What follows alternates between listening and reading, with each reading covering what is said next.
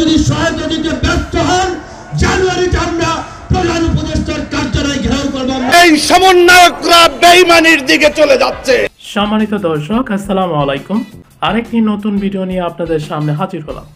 আজকে আরেকটি নতুন ভিডিওতে আমরা রিয়াকশন দিতে যাচ্ছি, তাই না টেনে সম্পূর্ণ ভিডিওটা দেখার অনুরোধ রইল। এই মাজা ভাঙ্গা কোমর ভাঙ্গা মেরুদণ্ড উপদেষ্টা পরিষদ দিয়ে মোকাবেলা করা যাবে না। আপনারা যদি সহায়তা দিতে ব্যর্থ হন, জানুয়ারিতে আমরা প্রধান উপদেষ্টার কার্যালয় ঘেরাও করব। এই অন্তর্বর্তীকালীন সরকারের উপদেষ্টারা এবং এই সমন্বয়করা বেঈমানির দিকে চলে যাচ্ছে।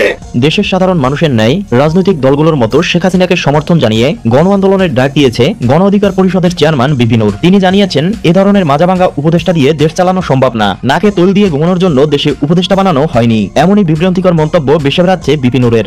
এই মাজা ভাঙ্গা কোমর ভাঙ্গা মেরুদণ্ড উপদেষ্টা পরিষদ দিয়ে মোকাবেলা করা। এদিকে ডক্টর ইউনূস সহ উপদেষ্টাদের উপর ক্ষিপ্ত সাধারণ মানুষ। তারা মনে করেন দেশ চালাতে ব্যর্থ অন্তর্বর্তী সরকার। তারা বলেন, এখনো সময় আছে, ক্ষমতা ছেড়ে দিন।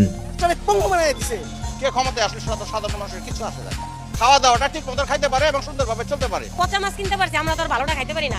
ডাক্তার দরকার নাই, ছাত্র দরকার নেই, আগে যেরকম আসলে ওরকম থাকলে ভালো। প্রিয় দর্শক, দেশের বিষয়গুলো আপনি কিরকম দেখছেন জানিয়ে দিন কমেন্ট বক্সে। এছাড়া ভিডিওটি ভালো লাগলে একটা লাইক দিয়ে চ্যানেলটি সাবস্ক্রাইব করে পাশে থাকুন।